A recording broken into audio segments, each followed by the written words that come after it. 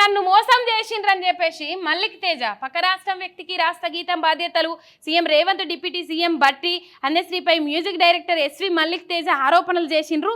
వీళ్ళకు మాటిచ్చుడు జరిగిందట. అప్పుడు ఇక సంవత్సరం కిందనే ప్రతిపాదన వచ్చింది అని చెప్పేసి ఆయన మాట్లాడుతూ ఉన్నాడు. మొత్తం మీద జయ జయ హే తెలంగాణ పాటను స్వరపరిచే బాధ్యతలను సంగీత దర్శకుడు కీరవానికి అప్పగించడంపై రాష్ట్ర వ్యాప్తంగా వ్యతిరేకత వ్యక్తమవుతున్న విషయం తెలిసిందే. తెలంగాణలో ఎందరో ప్రతిభావంతులనే కళాకారులు గాయకులు ఉండంగా పక్క రాష్ట్రాలకు చెందిన వారికి తెలంగాణ గీతం బాధ్యతలు అప్పగించడం ఏంటని ప్రశ్నిస్తున్నారు. రాష్ట్ర వ్యాప్తంగా తెలంగాణ గీతంపై చర్చలు జరుగుతున్న వేళ సీఎం రేవంత్ రెడ్డి రచయిత అందశ్రీ పై జగిత్యాలకు చెందిన సంగీత దర్శకుడు ఎస్వి మల్లిక్ తేజ సంచలన ఆరోపణ చేసిండ్రు అని చెప్పేసి ఒక్కసారి మళ్ళీ కన్నా ఫోన్ చేసే ప్రయత్నం చేద్దాం. దాదాపు సంవత్సరం కిందనే వచ్చిందట ఈ ప్రతిపాదన. హలో, నమస్తే అన్న, మార్నింగ్ న్యూస్ లైవ్లో ఉన్నాం. నమస్తే అమ్మా. అన్న, ఇది సంవత్సరం కిందనే వచ్చింది ప్రతిపాదన. సంవత్సరం కిందనే మాకు ఇచ్చిరు పాట చేయడానికి. మంచిగా పైసలు ఉన్నప్పుడు, బడ్జెట్ ఉన్నప్పుడు, టైం ఉన్నప్పుడు మంచిగా చేద్దామని మాట ఇచ్చిండ్రు. ఇప్పుడు దాదాపు ఈ పాట మీద అందరూ విమర్శలు లేవనెత్తుతా ఉన్నారు. ఆంధ్ర వ్యక్తికి ఇవ్వాల్సిన అవసరం ఏముంది అని. మధ్యలో కొత్తగా మీ ప్రతిపాదన వచ్చింది. అసలు ఏం జరిగిందన్న? నమస్తే. ఏం జరిగిందంటే సరిగ్గా సంవత్సరం క్రితము అప్పుడు ఈ కాంగ్రెస్ ప్రభుత్వం రాలేదు. ఇంకా అప్పుడు ప్రభుత్వం రాకముందు జయ జయ తెలంగాణ అనేటువంటి పాటని అప్పుడు ప్రస్తుత సీఎం గారు రేవంత్ రెడ్డి గారు, ఉప ముఖ్యమంత్రి బట్టి విక్రమార్క గారు ఒక స్పెషల్ కార్యక్రమం చేసిండ్రు. అప్పుడు ఏదో పాదయాత్ర సంథింగ్ చేసినప్పుడు ఆ కార్యక్రమానికి అర్జెంట్ గా అదే రోజు నైట్ ఆ పాట కంపోజ్ చేసి కావాలి. ఆ పాటలో కొన్ని మార్పులు చెల్పులు కూడా లిరిక్స్ కొన్ని చేంజ్ చేశారు అందశ్రీ గారు. చేసి దాన్ని మ్యూజిక్ చేయాలన్నప్పుడు అప్పటికి నేను ఒక రికార్డింగ్ లో ఉన్నా, నేను ఒక బిజీ ఉన్నా కొంచెం వర్క్ లో ఉన్నప్పుడు అంతర్పుల నాగరాజన్న ద్వారా నాకు కొరియోగ్రాఫర్ అంతర్పుల నాగరాజన్న తన ద్వారా ఆ మ్యూజిక్ చేసేటువంటి ఒక గొప్ప అవకాశం నాకు వచ్చింది. వచ్చినప్పుడు నాకు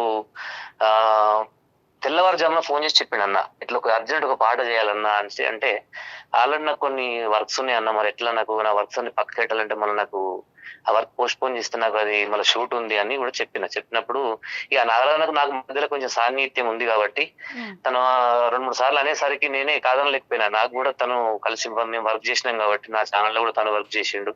నాకెంతో అప్పుడు అట్లా ఆ సాన్నిహిత్యం ఉంది కాబట్టి నేను కాదనలేక నా పనులన్నీ పక్కన పెట్టి అప్పటికప్పుడు నేను ఒక స్టూడియో బుక్ చేసి ఒక కీబోర్డ్ ప్లేయర్ ని మాట్లాడి ఒక 8-10 మంది అమ్మాయిలను బృందగానం కోసం మాట్లాడి 2 మేల్ సింగర్స్ ఇట్లా ఒక 2 స్టూడియోలు బుక్ చేసి, అంటే మనకు అప్పటికప్పుడు చేయాలి కదా యుద్ధ ప్రాతిపదికన. మనము అదే రోజు నైట్ 9 గంటలకు అప్పచెప్పాలన్నప్పుడు మరి ఎంత విపరీతంగా కష్టపడితేనే పాట అవుతుంది. కాబట్టి నేను ఇవంతా రిస్క్ తీసుకొని ఎలాంటి ఒక రూపాయి ఆశించకుండా నేను అప్పుడు ఎలాంటి అంటే బడ్జెట్ అనేది శూన్యం ఇక అప్పుడు లేకుండా సమయం లేకుండా చేసి ఇచ్చిరన్న పాట కేవలం నేను ప్రొద్దున 9 గంటలకు ప్రారంభిస్తే రాత్రి 9-10 గంటల ప్రాంతంలో కంప్లీట్ అయిపోయింది. దాదాపు 12 గంటలలో పాట ఇచ్చేసిరు.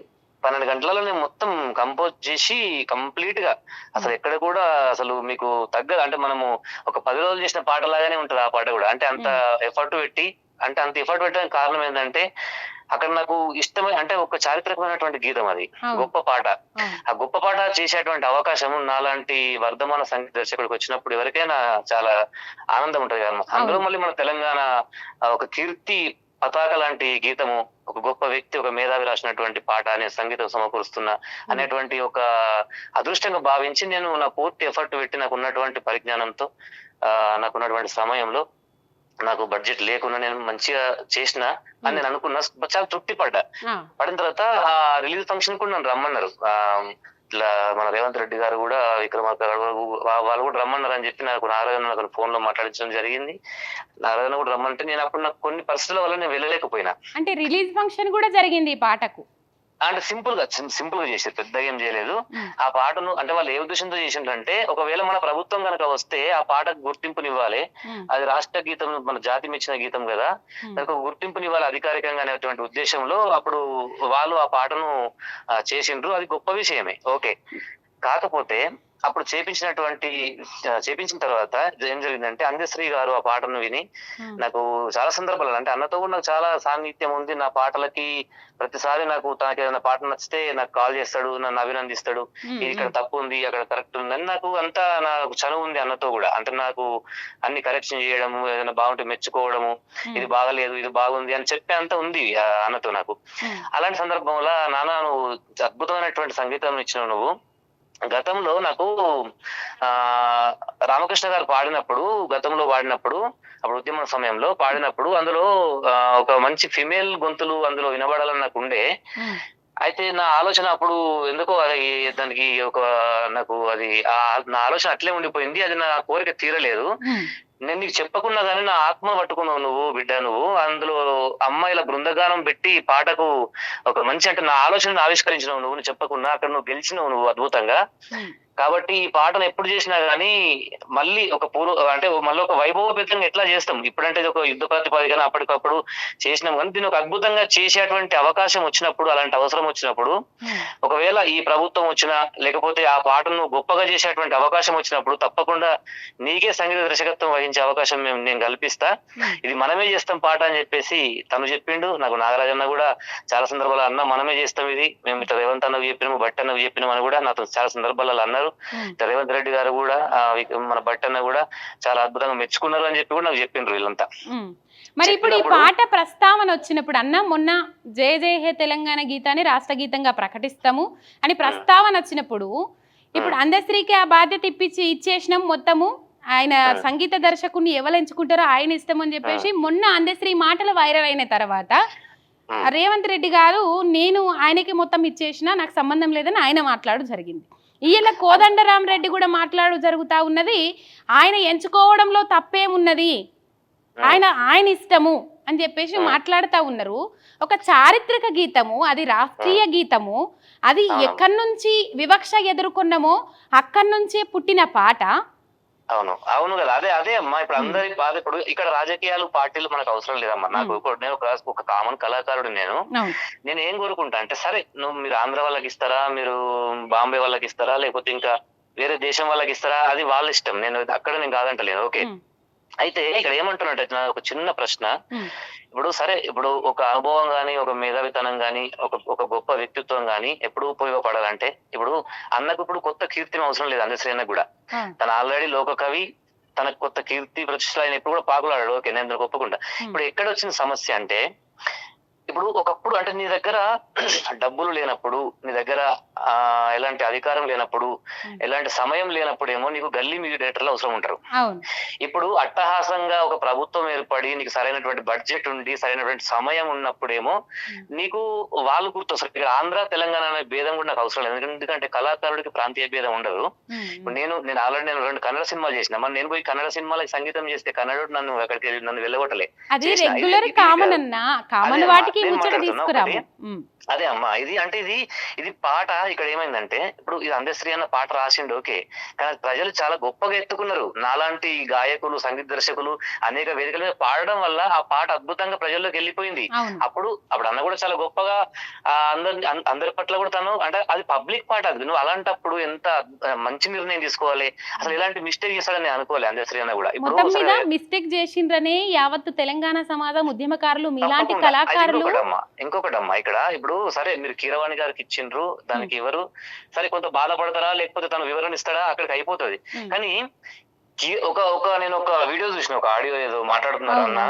అంటే తెలంగాణలో కీరవాణి గారి తలదన్ని మ్యూజిక్ డైరెక్టర్ ఇక్కడ ఉన్నాడా, ఆ మాట దగ్గర అందరికి బాధ అయింది. బాధ కదమ్మా అనిపిస్తుంది. ఇప్పుడు మనకు అండగా నిలబడాల్సినటువంటి కవి ఎక్కడైతే మనం ఉద్యమం చేసినామో, ఎక్కడైతే మనం అవకాశాల కోసం మనం ఒక నిధులు, అవకాశాలు, నీళ్ల కోసం ఉద్యమాలు చేసి మనం తెలంగాణ తెచ్చుకున్నామో, ఆ తెలంగాణ తెచ్చుకోవడం కూడా తన పాత్ర కూడా తన పాట ద్వారా కూడా ఎంతో మంది చైతన్యపరిచినటువంటి వ్యక్తి వల్ల మీరు ఆంధ్ర మ్యూజిక్ డైరెక్టర్ కంటే తెలంగాణ మ్యూజిక్ డైరెక్టర్లు ఎవడున్నాడు, వాళ్ళని మించినోడు అని అంటే ఎవరికైనా బాధ అనిపిస్తుందమ్మా. బాధ నుంచి నీ వయసును కూడా విమర్శించేంత శక్తి కూడా వస్తుంది చిన్నోడికి కూడా. కంపల్సరీ తప్పకుండా వస్తుంది. ఎందుకంటే తెలంగాణ మట్టి గొప్పది. ఇక్కడ మన వ్యక్తుల మీద ఉంటాం, రేపు పోతాం అమ్మా. ఇక్కడ తను రాసిన పాట ఎప్పటికీ ఉంటది. వ్యక్తులు ఇప్పుడు ఇవాళ మన జనరేషన్, ఇప్పుడు ఈ జనరేషన్ కి నువ్వు పాట అందించినవు, రేపు నా మనుమలు మన ముని మనుమలు కూడా ఆ పాటను వింటారు, ఎందుకంటే అంత అంత గొప్ప పాట రచించిండు కాబట్టి. కానీ ఇక్కడ వ్యక్తి కోసం ఇప్పుడు ఇవాళ ఏదో మనకు ప్రభుత్వము ఇవన్నీ కాదమ్మా. మనకు పాట మనకు ప్రజలు ఎప్పుడు ఎత్తుకున్నారు? నీకు కీర్తి ప్రతిష్టలు లేనప్పుడే, ఆ పాట కీర్తి లేనప్పుడే నీకు ఎత్తుకున్నాక దానికి నీకు అద్భుతమైనటువంటి ఒక ఉద్యమ సమయంలో ఉర్రూతలు, అసలు ఆ పాడవాడని వేదిక లేదు, ఆ పాడవాడని పాఠశాల లేదు, ఆ పాడవాడని కళాశాల లేదు. అన్న ఇక్కడ ఒక అంశం మనం మాట్లాడుకోవాలి. చెప్పండి. ఏంటంటే ఇప్పుడు పాట వచ్చిన తర్వాత సంగీతం మేము ఇయ్యబడికే మీరు పాట వాడుకున్నారు కదా, అంటే ఈ పాట మనకు ముందరి నుంచే ఉన్నది. రేపు వాళ్ళు మాట్లాడరని నమ్మకం ఏంది? గంత ముచ్చట ఆలోచించలేకపోయిందా? అమ్మా ఖచ్చితంగా అమ్మా. ఇప్పుడు వాళ్ళు ఏమంటారు, ఇప్పుడు ఆంధ్ర వాళ్ళు చాలా మంది, మీరు నమ్మరు, తెలంగాణ పాట అంటే ఏందమ్మా, తెలంగాణ పాట అంటే ఒక ఈట, అంటే ఒక శక్తి పవర్ ఉంటది. ఇట్లా తెలంగాణ ఇప్పుడు ఇలా ఒక మాట మాట్లాడితే సినిమా హిట్ అవుతుంది వల్ల. అలాంటి సినిమా వాళ్ళు ఇప్పుడు ఆంధ్ర వాళ్ళ శరణు కోరి మన తెలంగాణ పాట చేయించాల్సిన అవసరం లేదు. మీరు ఒక సినిమా తీస్తే మీరు పెట్టుకోండి ఎవరినైనా. ఒక తెలంగాణ జాతి గీతాన్ని పట్టుకొని ప్రజలు వాళ్ళ గోసలు, ఇప్పుడు అమ్మ తెలంగాణ సంగీత దర్శకుడు అదే పాట, ఇప్పుడు నేనని కాదమ్మా, నేను పాట చేసిన, మీరు నాకు తిరిగి అవకాశం ఇస్తాను మాట ఇచ్చారు, మీరు మాట తప్పిన అది మీ వ్యక్తిగతం, మీ విజ్ఞతగా వదిలేస్తా, ఓకే.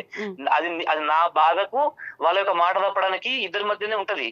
కానీ ఇక జాతికి ఏం అవసరం అంటే, ఇప్పుడు తెలంగాణ వాడు కనుక ఆ పాటను సంగీతం, నేను కాకుండా ఇంకా చాలా మంది ఉన్నారు తెలంగాణలో, అయితే కీరవాణి లాంటి కీర్తిలో గొప్పగా లేకపోవచ్చు తెలంగాణలో, కానీ కీరవాణి గారి కంటే అద్భుతమైన ప్రతిభ ఉన్నటువంటి సంగీత దర్శకులు మన తెలంగాణలో ఉన్నారు చాలా మంది.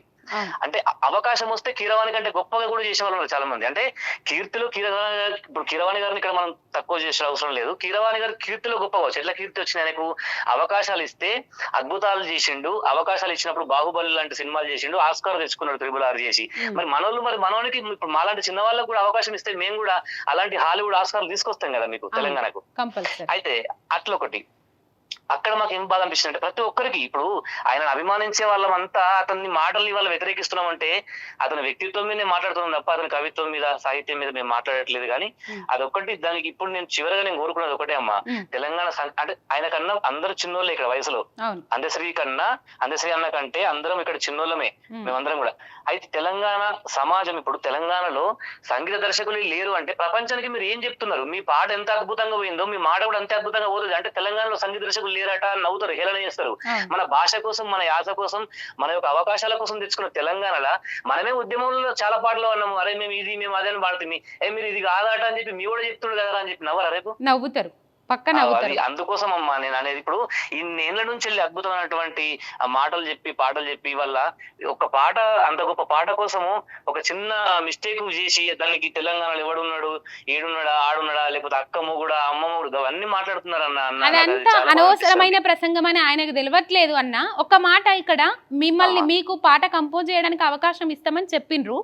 ఈ కీరవాణి ప్రతిపాదన వచ్చినప్పుడు మరి మీరేమైనా యాదికి రాలేదా? మీరు వాళ్ళకి గానీ వాళ్ళు మీకు గానీ ఏమైనా కాల్ చేసుడు జరిగిందా?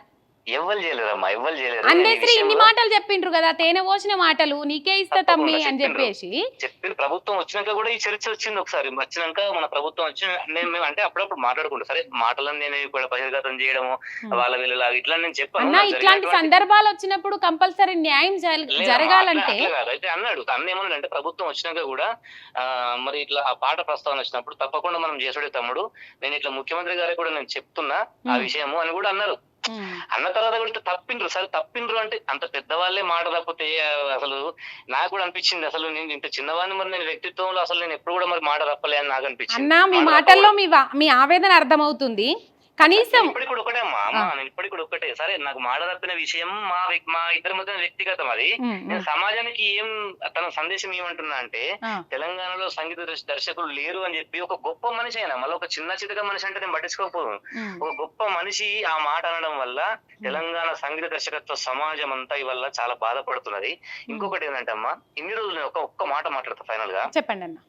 ఇప్పుడు తెలంగాణలో కీరవాణి తలదన్నే సంగీత దర్శకుడు లేడు అని చెప్పేసి మీరు మాట్లాడారు కదా, మరి ఇన్ని రోజులు మీకు మీ పాటలకి ఊపిరి వచ్చిన సంగీత దర్శకులు ఎవరమ్మా ఆంధ్రలో లేనా? మరి ఇన్ని రోజులు మీరు అందశ్రీ అన్న పాటలు రాస్తున్నారు కదా, అందశ్రీ అన్న పాటలకి ఊపిరి వచ్చిన సంగీతము ఎక్కడిది? ఆంధ్ర సంగీతమా, మరి ముంబై సంగీతమా, మరి మన పక్క దేశాల సంగీతమా? అది ఆయన చిత్తశుద్ధి వదిలేయాలన్న ఈ క్వశ్చన్ మీరు పక్కా ఆయన అడగాల్సిన అవసరం ఉంది కదమ్మా. మీరు మాయమైపోతున్నాడమ్మా, సోడసక్కని తల్లి, ప్రతి ఒక్క పాట మిమ్మల్ని శిఖరాగ్రహం నిలబెట్టిన ప్రతి పాటను మరి ప్రాణం పోసిన సంగీత దర్శకుడు ఎక్కడోడు? తెలంగాణోడే కదా, ఇక్కడోడే కదా. మరి ఇప్పుడు నీకు అంటే అంటే ఒక అధికార విషయం అని కాదు. అంటే మీకు ఒక వైభవోపేతంగా చేద్దాం అనుకున్నప్పుడేమో మీకు పక్కోళ్ళు గుర్తొస్తారు. కష్టకాలంలో మీకు పనిచేసి మిమ్మల్ని నిలబెట్టిన వాళ్ళేమో మీకు అంటే ఒక అవసరం మందం అంటే దీన్ని ఏమంటారు? అవసరం మందం అంటే ఇప్పుడు కొన్ని జరుగుతాయి. చిన్న వాళ్ళు చేస్తారంటే కొంచెం మేధాశక్తి తక్కువ వాళ్ళు చాలా మంది చేస్తారు. అవసరం కోసం ఇట్లా చేయడము, అవసరం మందం మాట్లాడడం అంటారు చూసిందా? వీళ్ళు ఒక రోల్ మోడల్ ఉన్న వ్యక్తులు ఇట్లా మాట్లాడేసరికి చాలా బాధ అనిపిస్తుంది అంతే.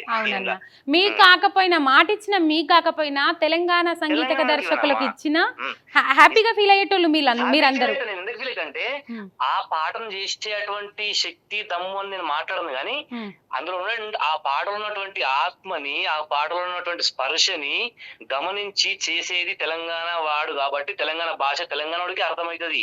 అంటే కీరవాణి చేయడం నేను అంటలేనమ్మా, కీరవాణి గొప్ప సంగీత దర్శకుడే. కానీ అతను ఏం చేస్తాడు? అతను సంగీత దర్శకత్వం మైండ్ లో ఒక యూనివర్సల్ గా ఆలోచిస్తాడు. మనకేం కావాలి? తెలంగాణ స్పర్శ కావాలి, ఆ భాషలో ఉన్నటువంటి ఒక వాసన కావాలి, ఆ వాసన పట్టుకుంటూ కావాలి, మట్టి పరిమళాలు వెదజల్లేటట్టు ఉండాలి. అది ఎక్కడో ఒకటి చూపిస్తాడు మనోడైతే. అంటే ఇప్పుడు మనం కూడా హిందీలో పాడతాం అమ్మా. ఇప్పుడు నేను పోయి ఇప్పుడు కన్నడలో పాట పాడతా, హిందీలో పాడతాం కానీ భాషను అనువదిస్తాం కానీ యాసను మనం ఆ ప్రొనౌన్సియేషన్ ఖచ్చితంగా తీసుకురాలేము మన ఉచ్చారణ. ఓకే అన్న, మీరు కంపోజ్ చేసిన పాట మీ దగ్గర ఉందా? తప్పకుండా ఉంది అమ్మ. కంపల్సరీ అది ప్లే చేసుకుందామని. ఈ గీతం ఆల్రెడీ ఫైనల్ అయిపోయింది, ఆమోదం తెలిపినరు. 2 తారీఖు నాడు జాతికి అంకితం చేస్తారంట.